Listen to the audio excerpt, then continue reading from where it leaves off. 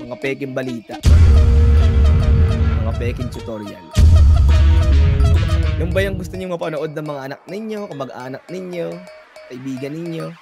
Ang kahit alam nilang mali, yung tuturo nila, tuturo pa rin nila for the sake of views.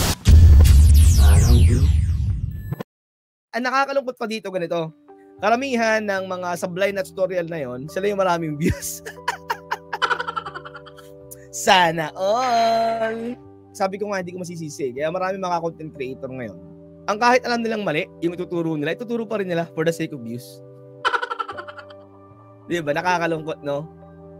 Yung ba yung gusto niyo mapanood ng mga anak ninyo, kamag-anak ninyo, kaibigan ninyo, mga peking balita, mga peking tutorial.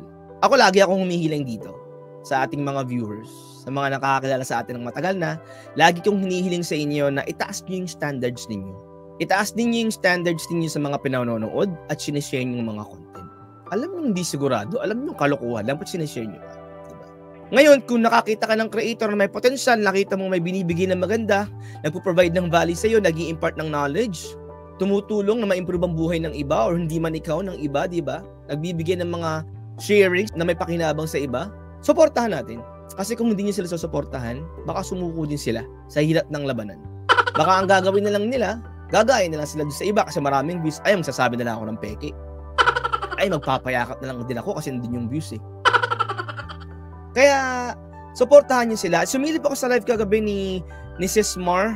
Sabi niya, nalulungkot daw siya dahil kung sino pa daw yung magaganda yung content, kung sino pa daw yung talaga nakakatulong, totoo yung sinasabi, hindi daw wala daw nanonood. And sabi ko, you don't have to feel sorry din naman. Siguro na nakikita rin niya sa amin na, di ba, wala naman kami mga viral videos. Pero, ganun talaga eh. That's normal because sabi ko nga, meron talagang market on a specific personality. Kagaya ko, si Tito Yan sa Microsoft Ran, magkakaiba kasi kami ng style ng pagtuturo. Kaya magkakaiba rin yung mga tipo ng tao na makakagets at makakaintindi at magkakagusto sa content namin. So that's normal.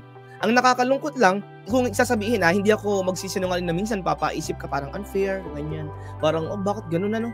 Parang magsinungaling na lang kaya ako. But, kaya nga tayo nag-hashtag tamang sistema movement, diba? A culture-changing movement. Baguhin natin yung kultura. Tulungan nyo ako. Hindi ko kaya mag-isa eh. And, to be honest, kita nyo on how busy I am right now, hindi ko alam kung hanggang kailan ako nandito. Kaya bihira ako mag-live, kita nyo.